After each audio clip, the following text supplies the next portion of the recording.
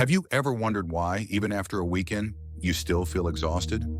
In a world tethered to screens, true rest seems out of reach. But the Bible has a radical answer: Sabbath.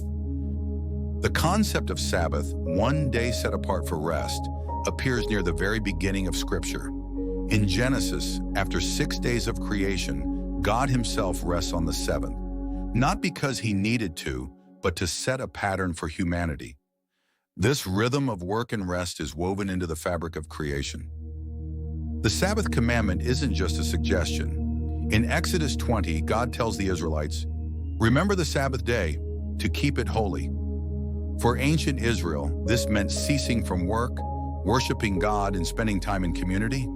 Sabbath was a sign of trust, a declaration that the world would keep spinning even if they stopped working. Fast forward to today. Our lives are filled with constant notifications, emails, and digital noise. The average adult checks their phone hundreds of times a day. We move seamlessly from work emails to social media, rarely disconnecting. The result? Our minds never truly rest, and our souls grow weary. But what does science say? Research shows that too much screen time fragments our attention, disrupts our sleep, and increases anxiety. When we're always online, our brains stay in a state of low-level stress.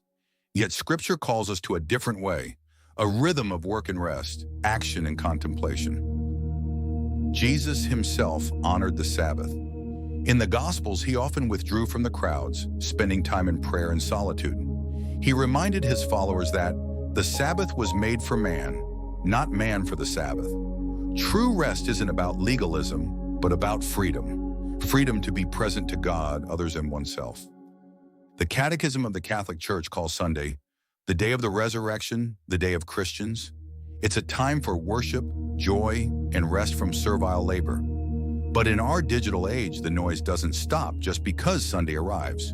Our devices follow us even into church pews and family dinners. So what happens when we choose to unplug, even for just one day a week? Studies show that digital detoxes can restore our attention, reduce anxiety, and improve our relationships. Spiritually, they create space to pray, reflect, and simply be with God. A digital Sabbath reconnects us to the rhythm God intended. But here is what most people miss. Sabbath isn't just about what we avoid. It's about what we embrace. When we set aside our devices, we make room for deeper encounters, conversation with loved ones, silence before God, appreciation for beauty in the world. How can you start? Consider setting boundaries for one day each week, turning off notifications, putting your phone in another room, or even using a simple phone for the day. Replace screen time with prayer, scripture, or outdoor walks. Attend Mass or a church service without distraction.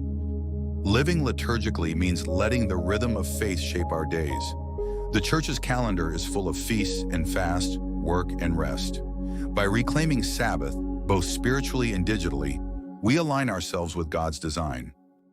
The biblical case for a weekly digital detox isn't about rejecting technology, but about using it wisely.